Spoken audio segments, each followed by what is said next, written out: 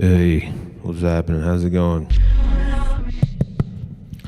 This isn't working. I don't think this is working. Is this working? I'm talking about my life system. Did it used to work? At one time, let's take it back to 1989. That's 3 years after the Bad Boys won the big thing. I'm talking about 86 Mets, the dugout prank kings. Roger McDowell putting M80s in Hojo's cleats, wearing his baseball pants on his head and his baseball shirt on his legs, frightening masks, controversial wigs. What a goofball. I like to think that this spirit had something to do with them winning a World Series. Mookie's epic at bat in Game 6, ending with the slow roller between Bill Buckner's legs. Poor Bill. What is that if not a prank from on high? You know what I'm saying? Anyway, 3 years after all that jazz, it's 1989, fifth grade. We've got 3 schools, 1 town, Hillsdale, New Jersey, and just by the demographic draw, Just through the luck of the I used to watch those demographic ping draw. pong balls blown by puffs of air come out with numbers on them announcing the lotto numbers, which I didn't even understand, but I like to think about how those balls felt getting only blown 15 on kids with for soft the puffs of entire air. Not Not like like a sexy way. I'm not making get some kind winnowed of joke down about to balls 12 getting as blown on close soft pals like puffs John air. Just sort of Lacasano. delicate undertaking. I can Of feel my watching fingertips the when I saw it on the risque teen vampire flick Once Bit, and his sister had it on the TV, and we took a peek and subsequently felt compelled to rub jock straps. No big deal there. Tammy Fisher, she of the pink phone, calls me up on a new pink phone. Hey, I got my own line, and the phone is pink. What you need your own line for, lady? To call you up and give you the goss in the neighborhood news like I always do. Nice mom, mean dad, above ground pool. Go up there to check out her pink phone, brand new pink room, and drop my brand new hovercraft G.I. Joe toy in the above ground pool. Thinking it's like military grade toy. But then when I open the depth charge bay doors to deploy some depth charges, the whole thing fills with water and breaks apart into tiny freaking pieces. Gets stuck in the pool filter, clogs it all up. Mean dad gets even meaner. So yeah, anyway, we got 12 kids after Tammy and John and others move away. And, you know, it's not too hard to be the smartest kid out of 12. That's what I am. But nobody told me that. So without context or real competition, you get a giganticism of self-regard paired with a real lack of worldliness, especially about the cruel and the hip. And that was about to come bite me in the butt soon, as we'll see. Because in that 5th grade year, there's this school district-wide crossover event. Worlds colliding, DC meets Marvel meets Star Wars. Now that Disney owns the latter two, they can stuff Obi-Wan in the Iron Man movies coming out. I heard that's what they're doing. I protest. I'm protesting with my wallet, not paying for none of that sacrilege. Anyway, the 3 schools are all getting slapped together on this weekend wilderness retreat called Green Kill. Learn about leaves, worms, and the nobler animals like eagles. Though I think the worms, let's reverse that. Just because an eagle is kind of a tough flying around animal of the air versus the worms of the dirt. That's a dumb assumption to be calling eagles noble and worms lowly. Think about that. Thinking sounds. Anyway, how has Green Kill been sold to me? We've heard about it for years. We've seen the kids boarding the buses. We hear about the checks the parents gotta write. It's pay to play. It's gotta be good. If the checkbooks are coming out.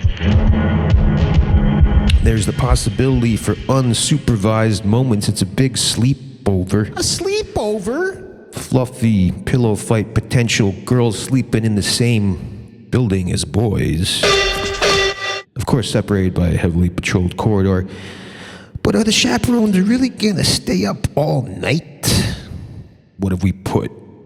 Some NyQuil in their hot cocoa. This just one of a few of the 86 Mets like Sound of NyQuil in the cocoa. prank meets dangled before us by the 6th and 7th graders, those who have gone ahead of us on this retreat. But we can't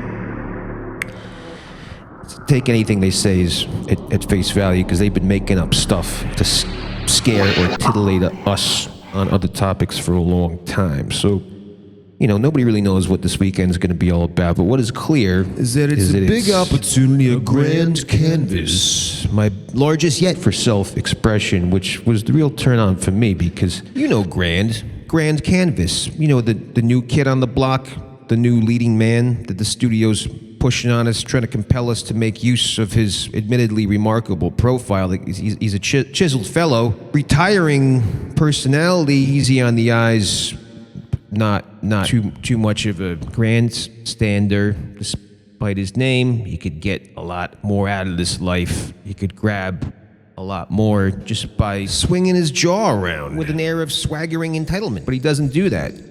You ever see him in the cafeteria line? He could ask for another scoop of mashed potatoes, and he does not. Sometimes I even take his chocolate milk, and he doesn't do anything about it. You may think that says something more about me than it does about Grand and his soft ways. But what I'm telling you is I don't think that guy has what it takes for self-expression, which was the real turn-on for me, because I love to dress up.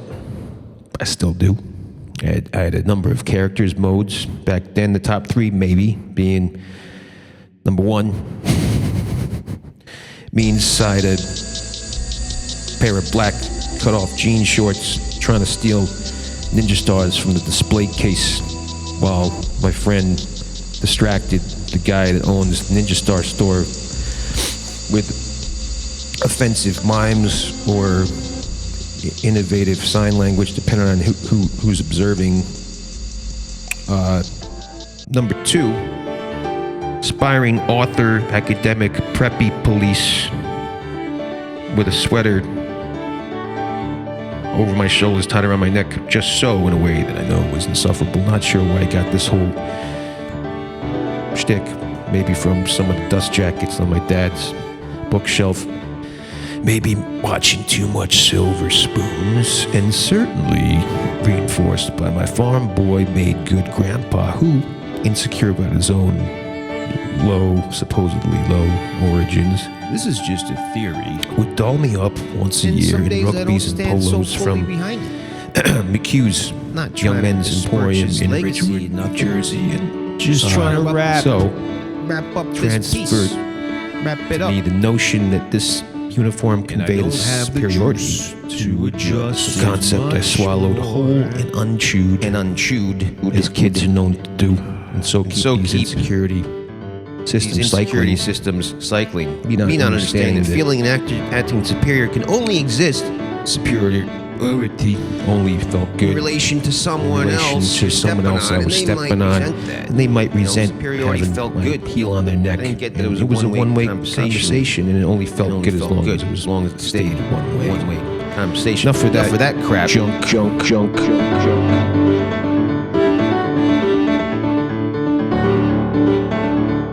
What's my number 3 character outfit? Which is probably more like number 1 if you're talking about its street impact. The juice it generated on the street when I hit the sidewalk wearing it. That's got to be Van Halen inspired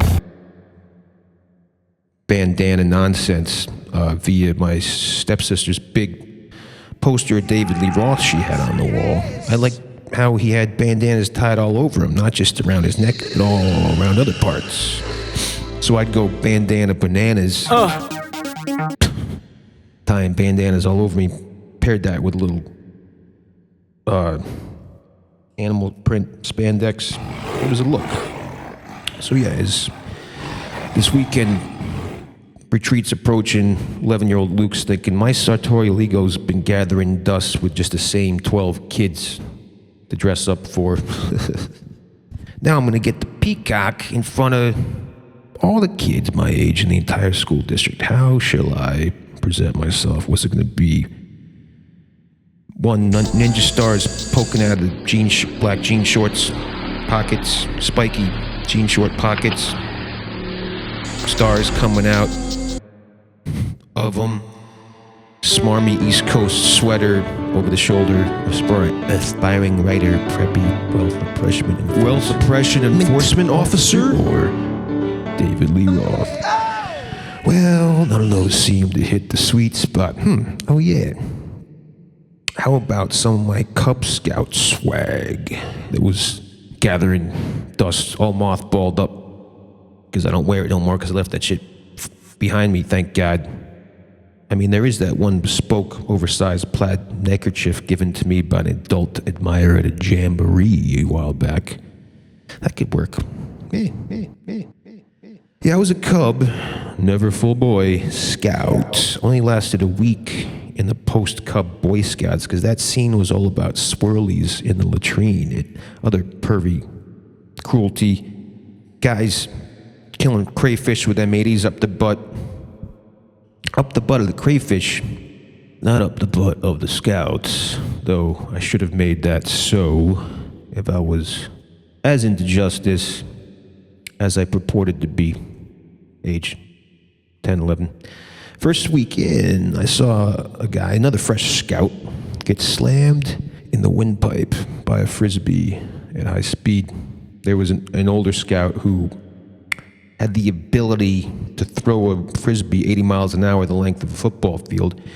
He was doing it, and one of the fresh boys jumped up to try to catch it, misjudged, thwack, right in the Adam's apple, knocked out, carried away on a stretcher. We head back to camp, and there's another youngin' with his face stuffed in the latrine hole, while a dude dropped rocks and stones in the latrine hole right next to him, causing liquids and solids to splash back up into his face. Poor guy. And there's the one smug top dog on the Eagle Scout track is just sitting there on the sidelines above it all, just sitting there watching impassively, not intervening, not even making disapproving facial expressions. What the F? I thought the Eagles were all about helping old ladies or building boardwalks through forgotten swamps. Kind things a little bit. I guess not. That's the secret of all this fraternal garbage you're just supposed to suffer through. Why? We all shall suffer enough in normal life. You're going to get diabetes. Why? From all that soda pop you drink, and I'll get suffering on our own. I'll have to have God. I'm going to have to have a root canal. Maybe not.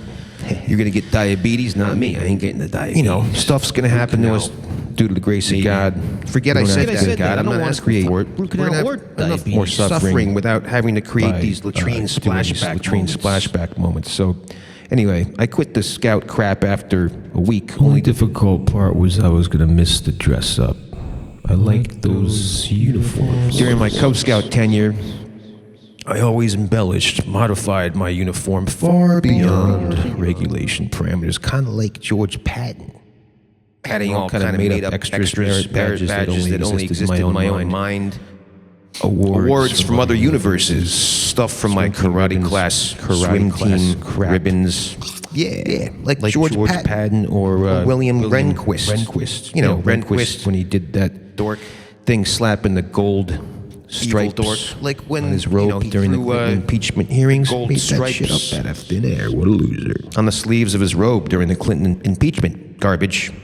But I can relate. I too liked a few extra sprinkles on my sundae, and sometimes took heat for it at the jamborees. Though some folks admired my flair, like the dude that gave me that fateful plaid scarf, which I decided should be the centerpiece or a main component of the outfit. I would wear for green kill. So yeah, that's part of the answer. To the question of which outfit I picked, passing over Ninja Star Thief and anything David Lee Roth-y, I settled on that oversized plaid scarf. And let's put a fucking beret on top of that. And then with my tortoise shell specs, dorky prescription boys, I'm some kind of a sophisto that you can't quite put your finger on, though the boys did put their finger on something when they pressed the unkind the other button. boys sure put their finger on something when they pressed the unkind button and declared me to be something I'll tell you I'll let you know about in a little bit. They called me a little bit later. I mean, in 4th grade, I came up with a plan for me, Sarah Finnemore, and Karen Gillespie to all wear disruptive outfits to school. Classy outfits. Nothing risque or creepy. I just like to shake stuff up. So they agreed. I come the next day wearing my stuff and then carrying their gear in a bag, meet up with them on the black top where we were assembled before class, first period, and they just act like they don't know what the F I'm talking about, point at me and start laughing. So, I should have known that stuff was going to get raw down the line. Should have fucking known. But, kids, they sometimes need a couple slaps in the face before they become complete criminals of the soul and hang up their imagination wings for a while anyway. Yeah. So, kickoff day for the Greenkill weekend happens. I board the bus holding my full regalia in check. No beret, no scarf, all that stashed in my Jan Sport. Until we assemble at our bunks, meeting the bunkmates, doing a little meet and greet. Adults in charge, around a bunch of Capri Suns. My mom always deemed those too sugary for my lunch bag, so I'm excited. A little Capri Sun meet and greet to start. But before I stick my straw in my sun, I run to the bathroom. And with shaking hands and beating heart, expression imminent, I'm about to show everybody who I am. I get the gear on and join the meet and greet, and already I'm feeling fingers pointed, little jokes chirped out. This guy, or I thought was a freaking ally, he seems to be leading the jeers. Now, what are they saying? What's that they're calling me? What is that? Oh, I hear it. They're calling me the Scottish wuss. Huh? What? That's me? What's that all about? Scottish, maybe. I mean, with the beret, they could have gone French. I'll take Scottish because, even in those pre-Freedom Fry days, the French were not looked upon kindly in North Jersey. So, yeah, Scottish, I'll take that. But more of a huntsman, not a wuss. A falconry aficionado, a warlord of the Highlands. Rob Roy meets David Lee Roth. Can't they smell the Roth? There's a little bit of him in all my characters. And if I'd had some pragmatism coaching from a thoughtful elder, I might have realized I should have made the Roth smellier, bolder. Let some of his legitimizing sleaze stain this big plaid scarf that, was big enough to drape over both shoulders. Something an old lady might wear.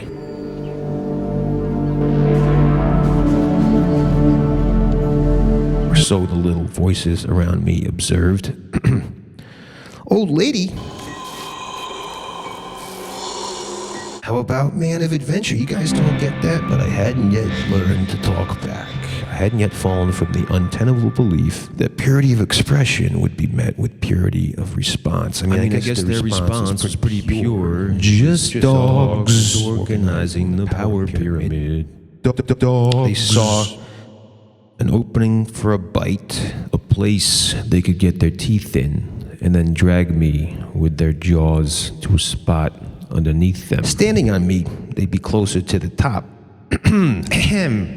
Well, now that I've been shown my place beneath them, you know what sounds like a great idea? Let's put me in the center of a circle of them. I'm already at the center of their awareness, clearly.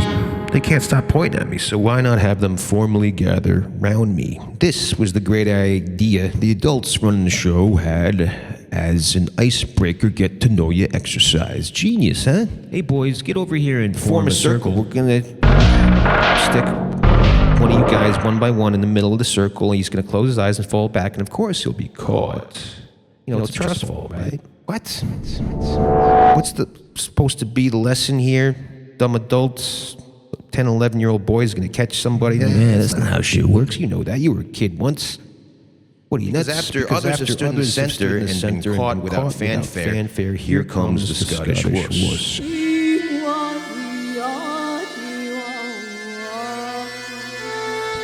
And of course, has organized a revolt where no one is allowed to catch me.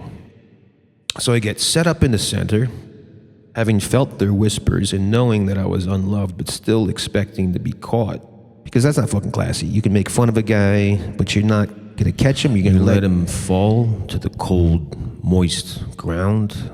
Well, that's just what happened. I still remember the ringing in my ears with my head slapped side.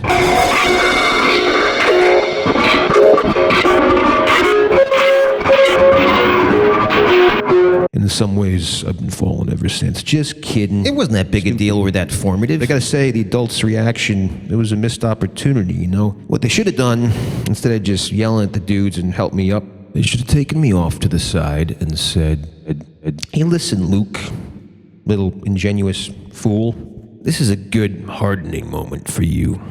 You should keep dressing like how you want to dress, but you gotta know, this isn't the last time you're going to be dropped in all sorts of ways. Get prepared to be dropped again and again.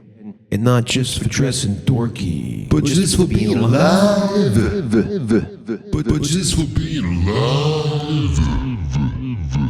just for being alive, just for... And you should learn to catch yourself, perhaps with spiritual gimmicks, or just not worry about falling. Because you can't count on anybody else to catch you, or at least not drop you. And falling shouldn't be such a shock that it pushes you off your expressive course as an individual. Individual makes our universal aloneness more underscored than it needs to be. But they did not say that. So 30 years later, I'm waiting for fucking takeout. Watching The Sopranos, that's my meaning. That stops my fall. That's a little bit of a gimmick, the company of those characters.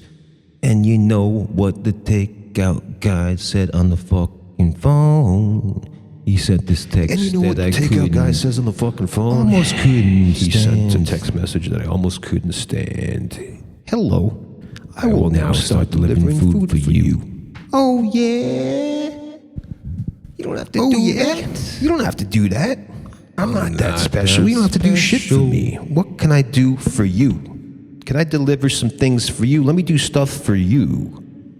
Because I have no meaning in my life besides my dumb, persistent expression. I figured that part out. I no longer sweat being made fun of, or worse, dropped, ignored when I deliver expression. Put on today's equivalent of a beret, I can, make a bunch of records that nobody gives a crap about. Those are my berets, they're flat, on my and head. I can stack them on my head in the beret arrangement. I can Still wear berets all day. berets stacked on my head. Because when my expression, the action voice, When just my the head yap keeps me fest company, that goes away. There's nothing and fades. nobody to catch me. Who's keeping me company? Just my shadow.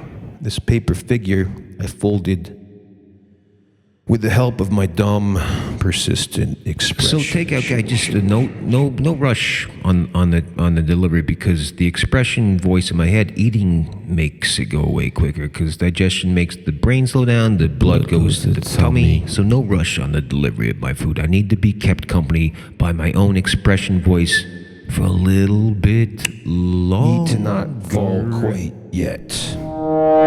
So, in my ongoing search for some kind of catcher's mitt for my forever fall, I was Googling churches. NYC Unitarian churches have little familiarity with them in other parts of the tri-state area, but the ones around here really turn me off, With their predictable COVID stance and masking policy and demanding of pronouns. Now, I'm not gonna get into those suite of dumb issues right Dumb now. garbage issues.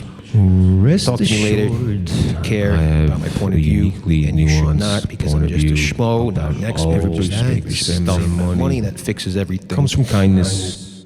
But I do have my just allergies to tone and vibes, and let me just say that Billy Unitarian, he rubbed me the wrong way. And I ended up feeling even more alone, knowing I'm not going to get a catching gimmick from that spot.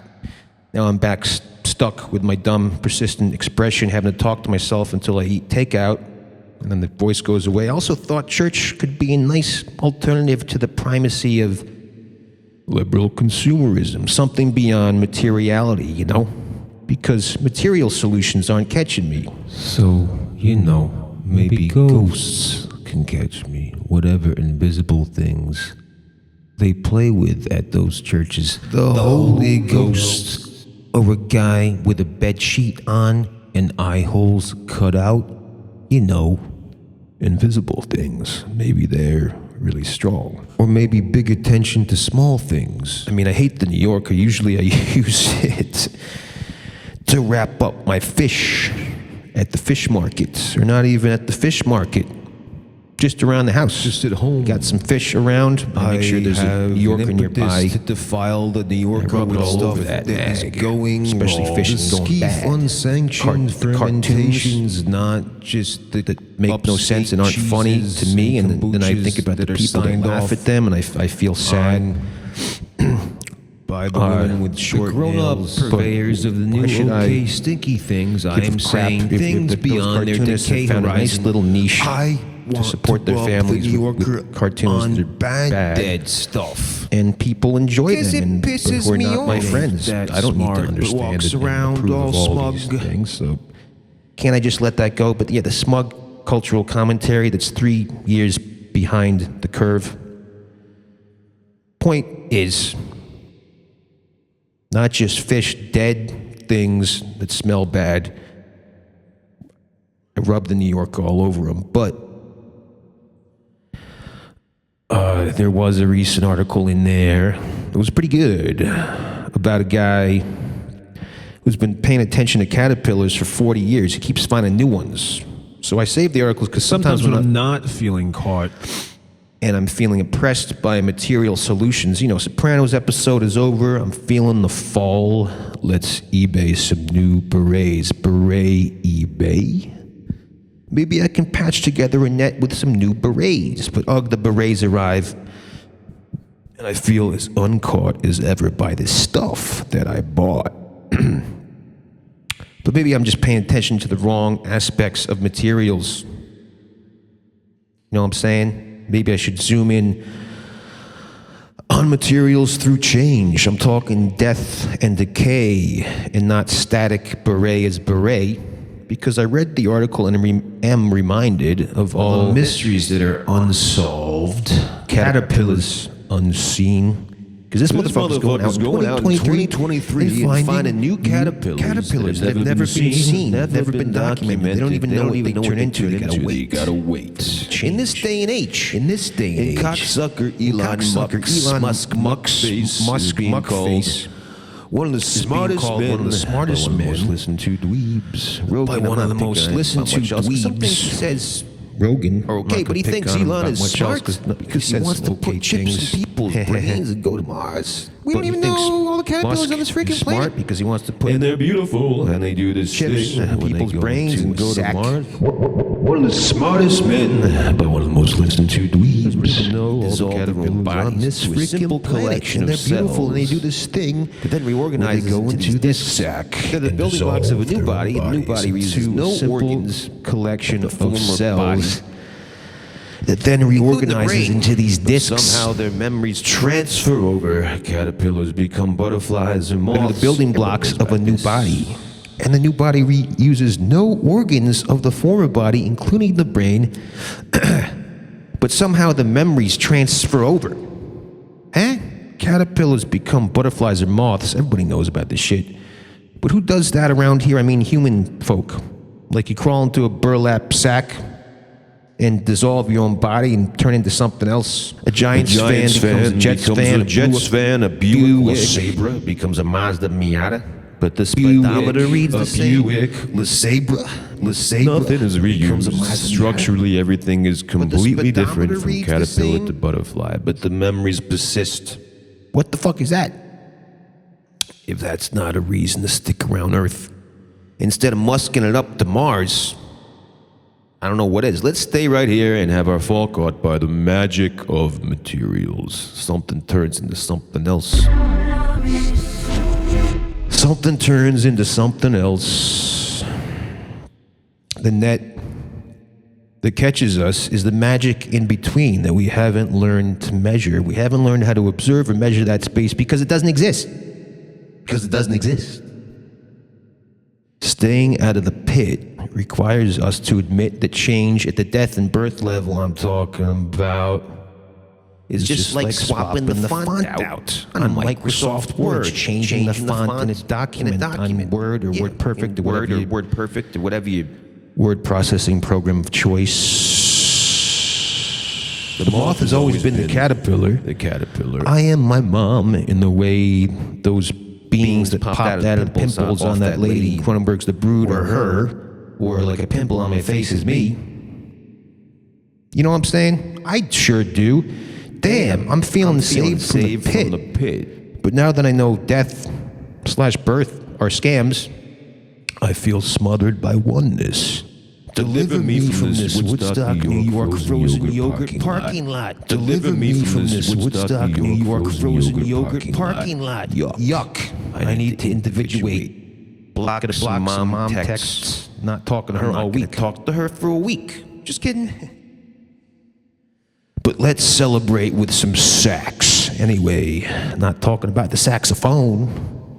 The tenor, the alto, the soprano sax walking down the street in tuxedos headed to your next celebratory event. Whether it be quinceañera, bar, or bat mitzvah, what celebration is complete without a little saxophone? So it makes sense if that's what I was talking about. No, I don't mean that.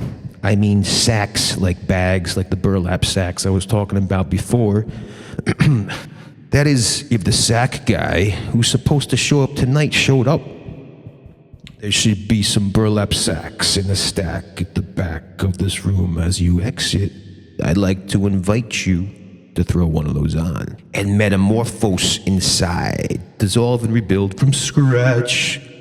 Wherever your allegiances stand, go the opposite way. Go from an Astros fan into a Mets fan. There's a little riddle that shows up the meaninglessness of opinion or allegiance. Let's keep going with that. Go nonsense sideways. Turn from a girl into... I'm not touching that. You pick. Girls can become whatever they like in this life, except President of the United States. Apparently. From a man into, I suggest, a waterbed. Who says your personality won't transpose? When's the last time you slept on a waterbed? It's a conversation, a negotiation. It kind of talks back to you. Blah, blah, blah, blah, blah, blah, blah. You gotta find equilibrium with the waterbed, otherwise it's gonna be a rocky night of sleep for you, fella. For me, I think I'll turn to stone and then get carved into a chess set like the one some gal gave me the week before she dropped me, which I had ground down into dust, by the way. So after I'm stoned, please grind me to dust. Do me a favor and put in a call to the big bad wolf. So we can blow the dust in all directions. Dust gets in everyone's eyes. That's how I'm finally caught. You all catch me like a virus. Breathe me in. Unless you're attending a service at the Unitarian Church. Wearing a face mask and an eye shield, something shoved in your ears. Hoping to have your fall caught by something you can't smell, see, or hear.